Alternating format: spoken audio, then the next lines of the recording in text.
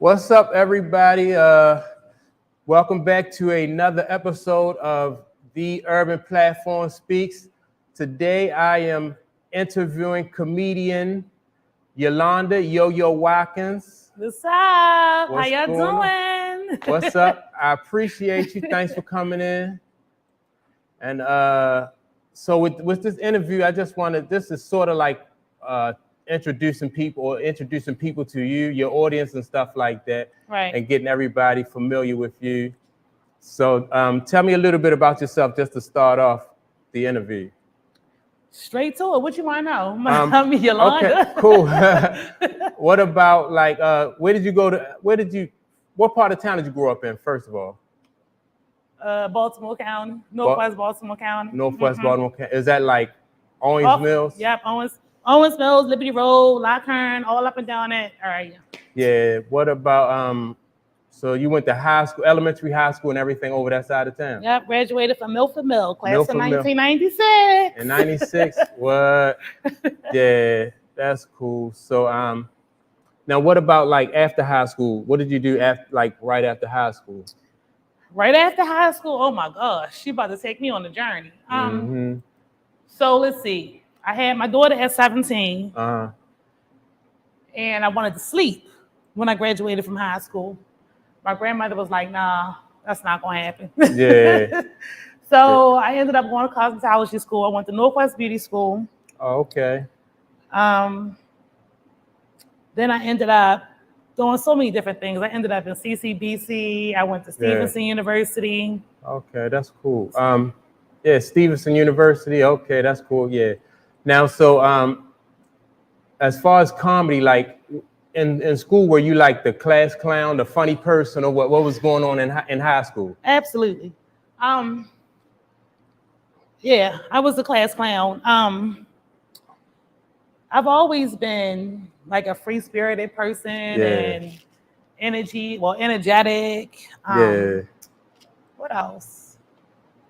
Goofy. Yeah. Silly. Did that get annoying? Yeah. I know I annoyed the hell out of a lot of people in high school. Yeah. Did that get you into trouble though, as far as like, like talking and? Oh yes, I stayed in trouble. Yeah, I stayed in trouble. But for real, honestly, in high school, I wasn't even there half the time. Yeah.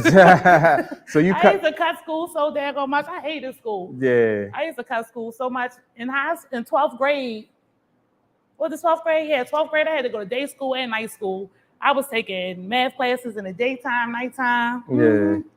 Just to make up your credits. Yeah. So you could graduate. Out of there. Yeah. Yeah.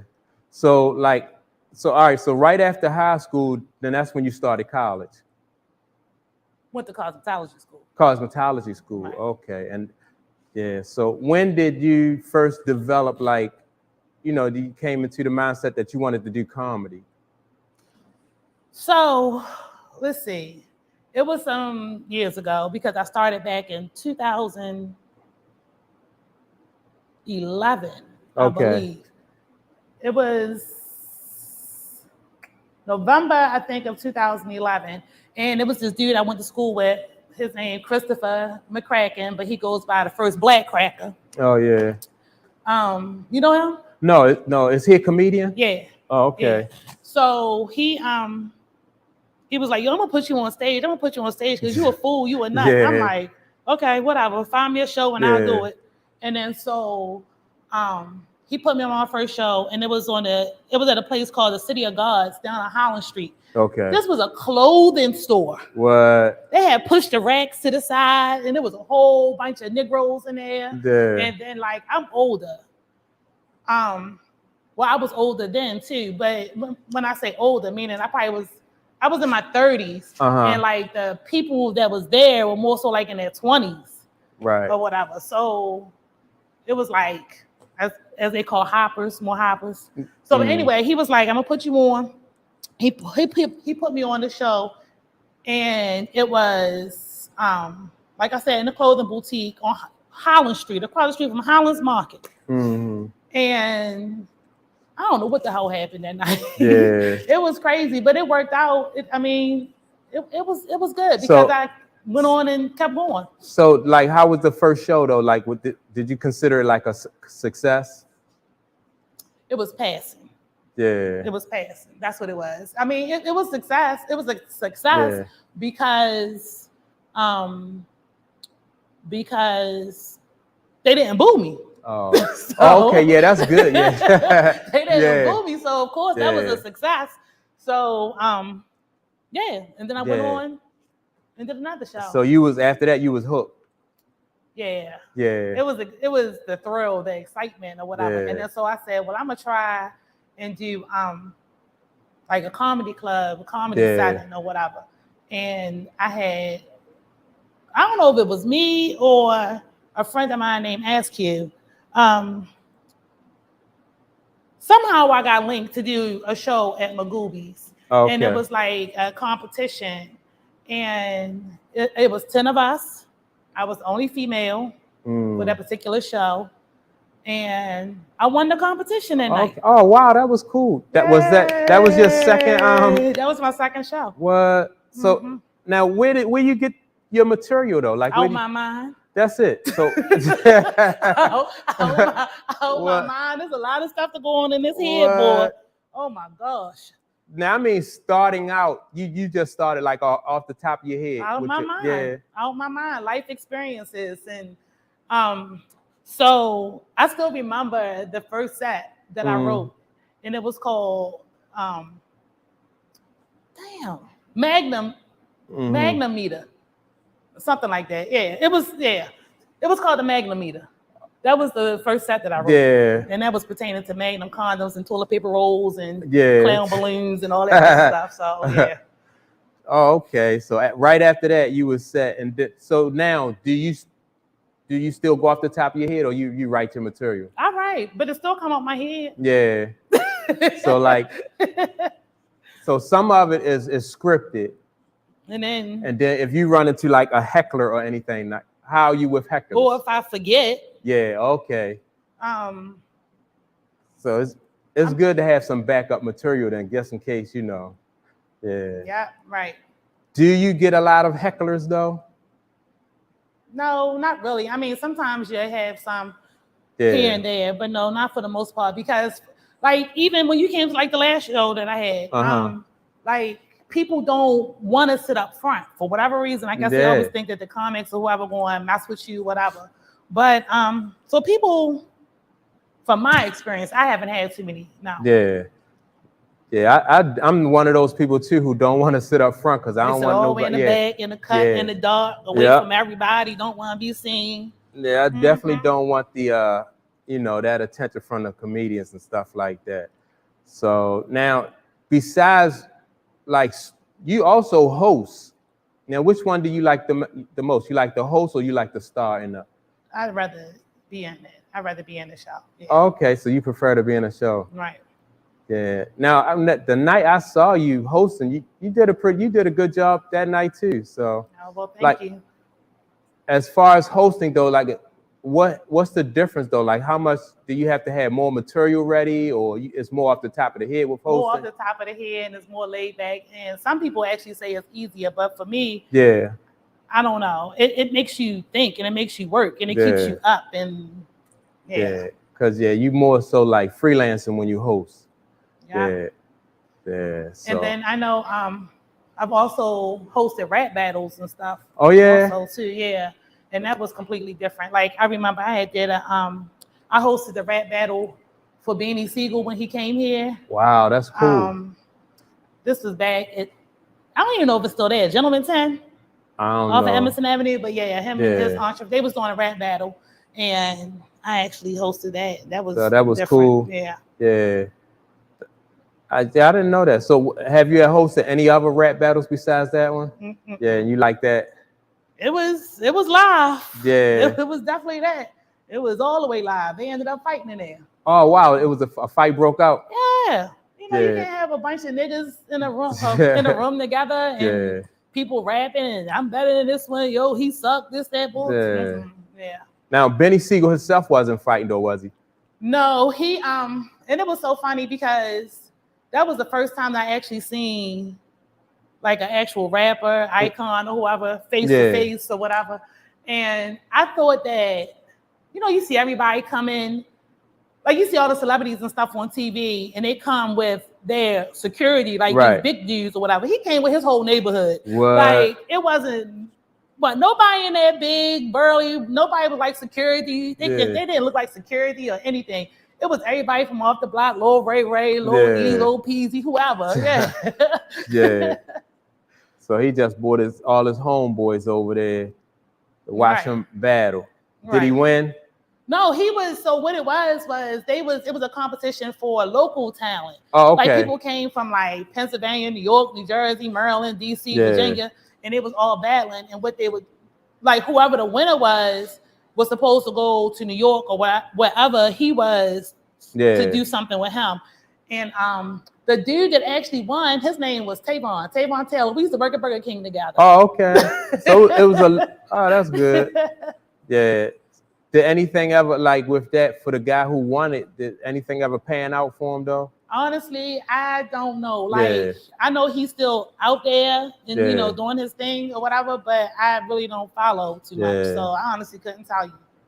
So like now, what do you feel like for the comedy business? Like what do you want? Like what are your goals as far as like where you want to go with this comedy thing? So let's see. So I call this like my second time around, my rebirth or whatever you want to call it, because this is like my second time coming out, because I was out before and then I got caught up in a marriage and a divorce and had another baby, and so I had to sit down for a while. Oh, okay. So so now I'm just trying to have fun for the most part, and then whatever happens. That's how I feel. Yeah. That's cool. So comedy, you love comedy. Do you feel like you would do it for free? Like if you wasn't getting paid? I damn near do it for free. Because I ain't really getting paid. I'm not, I mean, even if I get a show and I'm getting paid, I'm not getting paid. Right, yeah. Because I know like I have produced a couple comedy shows and it's really hard to, like the profit margin is really thin because you have to pay all the comedians, you have to pay to rent the venue, and then the DJ. Exactly, the DJ. So it's hard to make a profit unless you I guess you got to be consistent and you got to bring in a big crowd every time. But then also too, I'd rather do my own shows. Right. I don't have problems with being on people's shows. I've been on a lot of people's shows, but me personally, I would rather produce and do my own shows. But that's just me. Don't you feel like that's a lot of work though? Like you wear a lot of different hats, you know? It is. And then like I said, I had stopped for a while and then I restarted. And then so like I went out for a couple months and did a couple little shows or whatever. And then that's when I went on and did my own.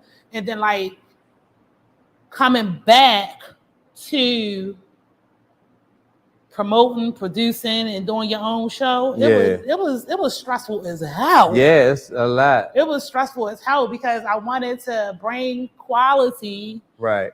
Then I wanted to bring quality because I'm still building myself. I don't want to put nothing on my name and be like, oh, that yo-yo show was bullshit. That was bullcrap. That was, well, no, I mean, so, yeah, I understand that. Well, like I said, the last show that I went to, the one you did in December, that was a nice show. Yeah, it was. It was the BBWs of comedy. Yeah. It was Gigi Wong, Woo Woo, Chris Styles, and Big Girl.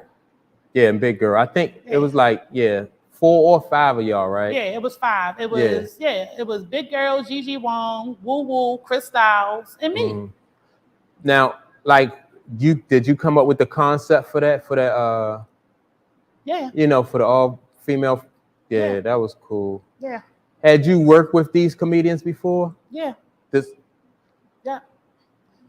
and the ones that I worked with recently, more per se was Woo Woo. We had did a show together with Howard G, Who Knows, down off of Howard Street or wherever that is, off of Howard Street. Yeah. So she was the last person that I had worked with most recently. Yeah. Now, do you find that women in the industry, do y'all stick together? No. Y'all don't stick together? Nope. So what's the problem? Black people don't stick together, period. I don't care if it's men, women, whatever. I don't know, because I stay to myself. Yeah. Even when I first started, I had 2 female comedians who were pretty, like, I remember comedian Mimi. She's based out of DC, Virginia area. I think she's in North Carolina now too. So, but anyway, I remember at the very beginning, you know, she had a talk with me, and it stayed in my head and stayed with me forever. So I remember her conversation. And then I had another female comic, Ray Diva. You know Ray Diva? Ray Diva. I heard of her. No, I don't know her. So Ray Diva kind of took me underneath her wing a little bit and took me around different places. Yeah. And, you know, got me on shows and that type of stuff. So those 2 from the beginning, like, I just greatly appreciate it. Like, even though, you know, Mimi gave me words of wisdom, that from that one day she told me, and it is still in my head. And then Ray, it was never nothing like, you know how females can be catty and whatever. Right. It was never no situation like that. So, share, what's the words of wisdom? I mean, she was like, Mimi was just telling me, you know, whatever you do, you like, don't sleep with the men. You know, don't start sleeping with the male comics and so forth or whatever. Right. You get shows, you work for them, and, you know, it was like different things words like that. Of wisdom. Yeah. So because you coming in as a female, you want to keep it professional with predominantly males. Yeah. And then I remember people would try their hands. Yeah, no people doubt. Would try their hands, you know, and I used to hear little speculations and rumors about me and this one comic or me and this comic and me and that comic. No, we both looking at each other like, no. And I remember even one time at a show that I had put him on, he even said it at the show. He was like, yo ain't, you know. Yeah. I wasn't, so. Yeah. Well, I guess. We had to clear the air. Oh, that's cool. Yeah. So now during the time you was married, you didn't like get that bug. Did you do any shows then? No. What? I did a show here, a show there. No, I was stressed out my whole marriage. What? I was stressed out. Shoot, we got married in July 2017, and I started stressing out in August, September. Yeah. Wow. Because I would think that, you know, because you know, that was your passion, that's your love, that, you know. Nope. When you have people that's on different paths and, you know, what you might have an interest in or what might be something you enjoy doing, and it just wasn't the support. It wasn't the support. The support wasn't there, and I just sat down for a while. Oh, okay. Yeah. So during that time, you was a wife and a soccer mom. If that's what you want to call it. Yeah. But, you know, like, what my theory is, like, on as far as like people sticking together, like it got to be some type of common bond that's going to draw you together, because like whatever your vision is, people don't always see it unless they share the same vision or they on that same path. Then I think it's easier to it's easier to get people to work together. That's always my experience, because I'm not one for trying to convince people to do this or do that. I'm doing what I want to do, you know, as far as like I have a certain goal that I want to accomplish. And if you feel like you fit into that, like even like with the comedy business, like, you know, I promote shows. So it's natural that like people who are comedians, they want to do shows. So they going, you know, and they see that you're serious and you're passionate about what you do. So it's almost natural that those kind of people are going to, you know, gravitate and want to be around you, because it's something in it for them. And that's how people operate. When you say gravitate and want to be around you, I don't necessarily know if it's a gravitation and they want to be around you, but I know they will look out for you, you know, like if certain people have certain shows. I remember Comedian Stiletto put me on, some of her shows at the very beginning. She was consistent with that. Like, I remember this dude named Brandon Lesker. He used to host these comic shows. Like, it was easy getting on the shows. It was never a hard thing. It was more so like somebody say, I'm having a show this day or whatever. Can I get on? Okay. And they put you on. Yeah. And see, that's why I think, like, all right, so like when you want to carry your shows and your talents to the next level, and you know that you are hustling and you work, then you need to, I think you just need to surround yourself with the same kind of people, like with the same kind of energy. And then do you feel like it's hard to find people that's going to help you move to that next level? Yeah. And that's why I feel, absolutely. And that's why I guess a lot of people walk alone. Yeah. So, But like I said, when people see that you're serious about what you're doing and you making some headway, that's when, and sometimes people call them like fair weather friends, and you got to be able to recognize like who around you for you or who around you for what they can get from you. Right. So yeah, that's because like trying to find people like to stick together, I don't care what the sex or the race is, people just naturally, for some reason, they don't stick together. Well, it's more so the black race too. Yeah. So, I'm not going to say you're wrong, but yeah. Let's call a spade a spade. It is what it is. Right. So now what's next for you? Like, as far as like, do you have any plans or anything as far as like how you going to get to the next level? Just trying to be out there, put myself out there. Right, yeah. So you make sure you staying busy, making sure you working, sharpening your craft. And writing and thinking. Yeah. Lord knows, if I could write every thought that came in my head, I would be in Hollywood right now. Now, do you like, what do your kids feel about, like, how do they feel about your comedy? My kids. So they don't care. Like my son, my daughter, they don't care. They don't know. My oldest is 26. My son is 21, and I have a 4-year-old. Oh, okay. So my 4-year-old don't know what's going on. Yeah. But my son be like, yo, you ain't funny. Yo, you ain't funny. He be like, let me hear a joke. Let me hear what you gonna talk about. My daughter, she don't care one way or the other. My oldest daughter, she don't care. So they don't think you funny? Yeah. I never asked, but I know like my daughter, when at the show, she was the one at the door. Like she come and work the door for me a little bit. But now, my kids don't. Yeah. They don't bother. Yeah, they don't see you as a comedian. They just see you as mommy. My daughter say I'm a clown, but Now, are any of them funny? Do you think they would have that show business bug? I don't know. You don't know. I don't know. My son want to be a rapper, so he's he a rapper now. So, so I don't know. And my daughter, unless she drunk, Yeah. So she has to be a little bit tipsy to be funny, huh? Yeah. So now, do you have any shows coming up anytime soon? So yeah, I'm going to New York on February 5th. To the Broadway Comedy Club. I'm going to be with Oral, the comedian. That was the one they were speculating. Yeah. We was dealing, and we never dealt. Yeah.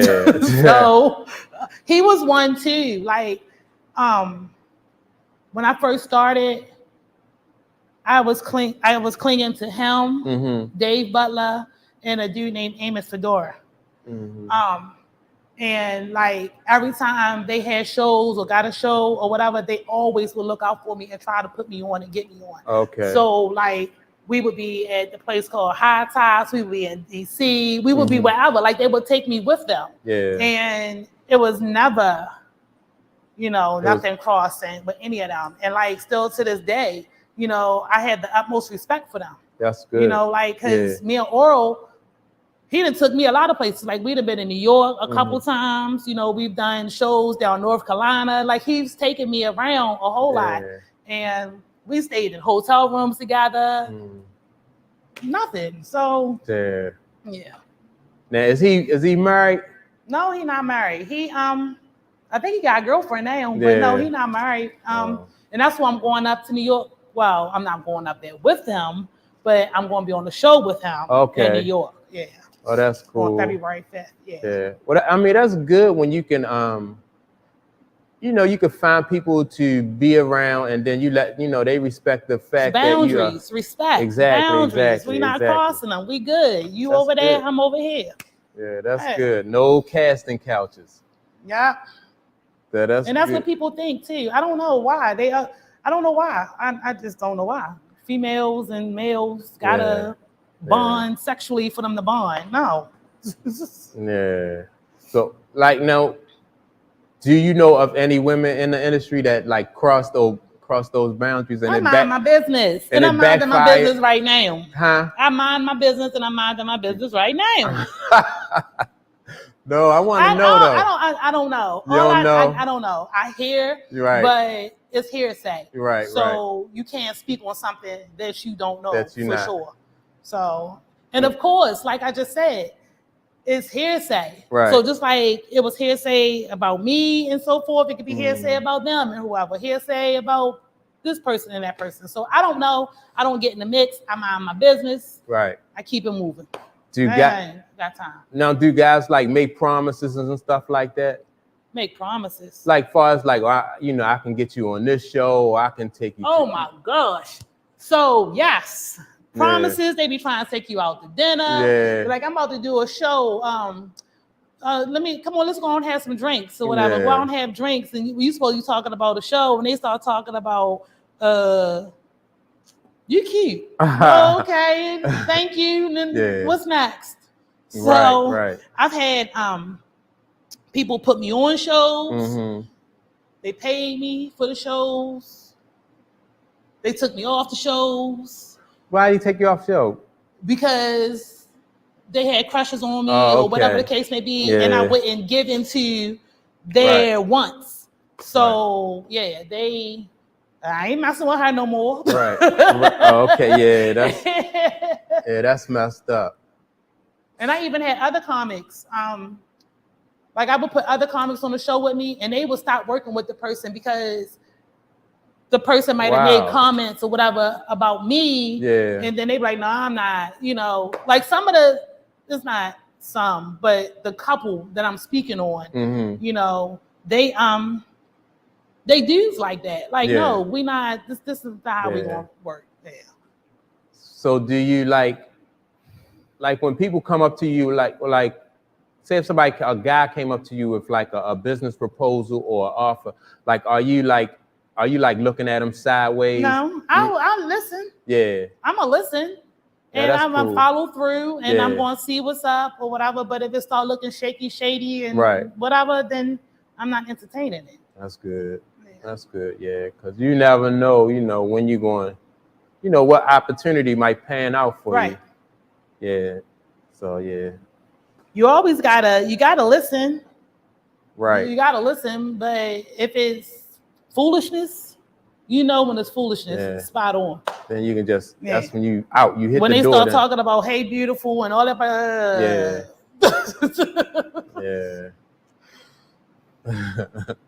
Well, that's crazy. That's crazy. Well, that's like I said, as long as you let people know from the door that everything is you know, it's professional, it's all about business. Yeah. Then you absolutely. You good.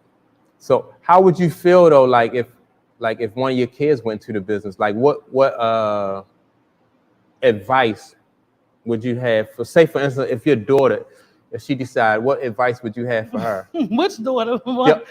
Your oldest one, the one that's she's 27.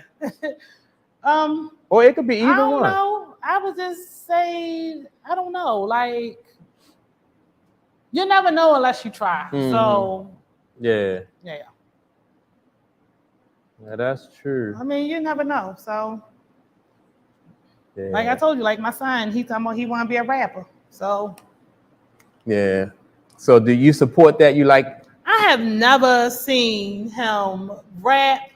He sends me little clips, videos, and stuff here and there, but I've never seen him rap. He just sent me sometime. Oh, yo, I was at I had a show the other day. Mm-hmm. Like, okay, you ain't telling me about it, so I don't know anything. Only go by what he says. Yeah, but yeah, see, some people, they don't want to share their dream with people that they close to until things really take off for them, because they might be afraid of what you're gonna say. As far as I'm like, not gonna say nothing negative. Like I said to my son, if that's what you want to do, you want to rap, okay, I don't care. If you make money, just get me a new stomach. That's it. Just give me a tummy tuck. I want one stomach. Yeah. Yeah. That's all I ask for is one stomach. Yes. So that might be his deal. He might just want to wait until things pick up for him. If that's what you say, okay. Yeah. 'Cause, I mean, I'm the same way. I don't tell people what I'm doing until it's done. That way, I don't have to deal with like negative comments or right. Because I've been down that road before. They were like, you can't do this, you can't do that. I just focus and I just go ahead. That's what they classify as the haters. Right. Yeah. Right. Yep. Yeah. Yeah. So it's a lot. You don't have to fight through all that unnecessary negative energy starting out. Right. Yeah. So. But yeah. So like, we spoke off camera about because, like I said, your show was funny, you funny, and I just think that like when we do something like, the purpose of this interview is just like I said, to get people to introduce you to the people, and then I think as far as like we can do a show for like a show that's entertaining, that talk about relationships and talk about like celebrity gossip and stuff like that. I think that'll be a really good fit for you. That'll give you an opportunity to like showcase your talents and stuff like that. So I appreciate you coming out, and I want everybody to look forward to to seeing more of you and hearing from you. And also, I think I appreciate your patience, because like with this social media stuff is going to take, I got people that's going to help me with it. But like, I see you always posting something on. Posting memes. I'm trying to cut back off of social media a little bit for my own personal reasons. Yeah. I mean, I don't know why you're going to cut back, but I think that's cool, because I never post anything on social media. But I think, I see you post stuff and it'd be some funny shit. So I think that's cool. Yeah, I post a lot of foolishness only because like I be scrolling. Yeah. And I see stuff, and if it make me laugh, then 9 times out of 10 it'll make somebody else laugh. So that's why I post it. Yeah. I try to stay away from emotional stuff. But I post stuff here and there. And as soon as you post something like emotional or whatever, first thing people think, oh, something wrong with Yolanda. Not necessarily. Sometimes I could just relate to certain things and I might want to post it or whatever. But like I said, I'm trying to cut back off of social media. Like if you notice, or if anybody noticed, I haven't posted anything today. Oh, yeah. I mean, it's a struggle because like my phone always in my hand. Yeah. And then also too, like you have to be careful. Like people, like I don't pay attention to people in their comments and stuff on social media when I post certain things or whatever. I try to be as mindful as possible of the stuff that I post, because I know certain things can draw certain attention. Yeah. And I don't entertain that stuff. Yeah. But yes. That's part of the reason why I don't post anything. I post one time about a football game. Well, it wasn't about a football game. It was about what was going on with Colin Kaepernick, as far as like when he was kneeling. And I was like, man, fuck football. That was controversy. Yeah. Right. And then as soon as like a dude that I knew said something and kind of came at me, and I was like, nah, I'm not going to go back and forth with people because then that's going to turn into something. So I've had a couple people on my page. We're not Facebook friends no more, because I had to delete them. Yeah. That were controversial like that. Yeah. Like just take stuff and right. Yeah. blow up. Like really sit your tail down. Like I call them Facebook gangsters. Yeah. That's what they are. They're Facebook gangsters. Exactly. Yeah. So I just feel like though, you know, everybody have their, you know, they got the right to their own opinion. So if, you know, if you want to, I felt like if you wanted to continue to support, you know, football, knowing that the way that they treat black people and the way that they feel about black people, then I don't have, you know what I mean? That's up to you because that's your money, that's your time. You want to invest in that, that's cool. Right. But yeah, ever since then, I was like, nah, I'm definitely not. I don't have time to go back and forth with people on social media. I don't go back now. No, that's something I don't do. I'm not arguing back and forth with nobody. I'm not arguing with nobody on social media. Please don't come in my inbox with no foolishness. None of that stuff because I will ignore you, delete you, block you, whatever the case may be. I don't. I really don't. So, but for the most part, you don't have no issues with people on you know, as far as your social medias and stuff like that. I don't have problems with people on there. No, social media, no. Yeah. No, I had a conversation yesterday through text with my friend, and he was shedding some light on certain things or whatever. Like I call them frequent flyers. Like when you post certain things, you got your frequent flyer people who's going to always comment and say certain things. Like I know who they are, so I don't pay them no attention. But I had posted something yesterday about I posted a meme. It was a picture of a gorilla, a monkey, and it said something about what did it say? Do you like what you see? Oh yeah, or something like that. I thought it was funny because it was a big fat gorilla. Whatever. Do you like what you see? You know, that's what I got from it.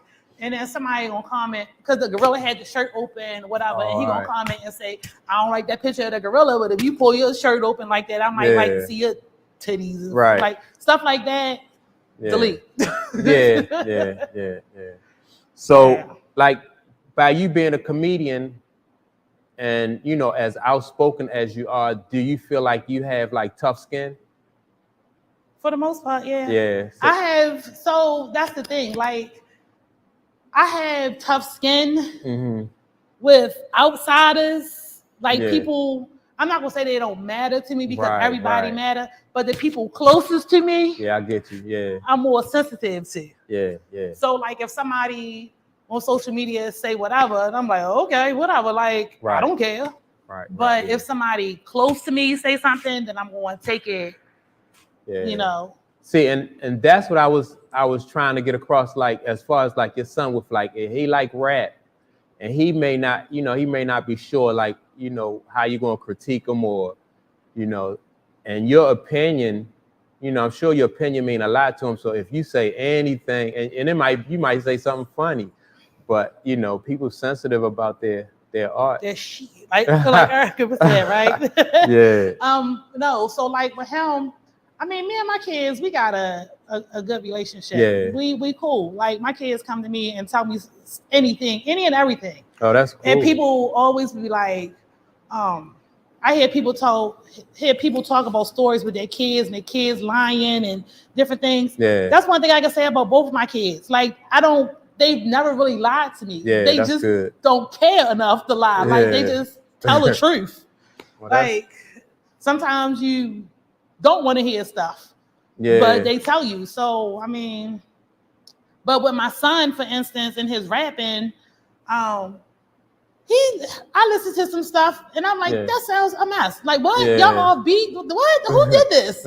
You know? But then like he had some other stuff that he recently just did, and I'm like, okay, that got a flow. You grown a little bit, you know? Yeah, that's good. I mean, so it's constructive criticism. Because if I'm not gonna tell you, somebody else gonna tell you. Right. Yeah, that's true. So, and if you can't take constructive criticism in any entertainment world, then you just need to go sit down. It's gonna be tough, yeah.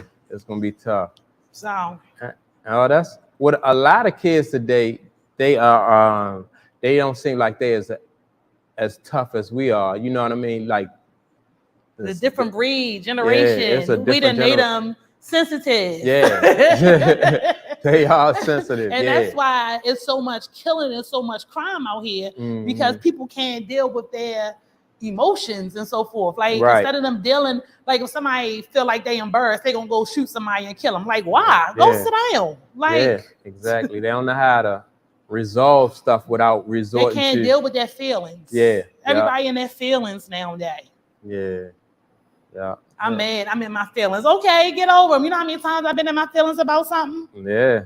How many times I had looked stupid, felt stupid, whatever the case may be. I mean, get over it. Yeah. You ever been loud and wrong? Loud and wrong? What? Yeah. Oh my God, you going in another direction? Loud and wrong? I have. Yeah. Yeah, I have. A few times. Yeah. Recently, in the past, whatever. Yeah. I mean, yeah. So they. But and that's something I can also too fess up to. Like, okay, yeah, my fault. You know. Right. Exactly. So, exactly. Yeah. Well, that's cool. So, but yeah. So, like I was saying earlier, I'm looking forward to like working with you some more, and then we'll do. Yes, we gotta get this rolling. We need to get this rolling, like promoting, and we gotta. Yeah, I'm gonna open. give me one of them T-shirts, some of the boxes, and I'm gonna give you. wear a T-shirt. Yeah, I got some hoodies over here. Yeah, we gonna need a hoodie in here for real.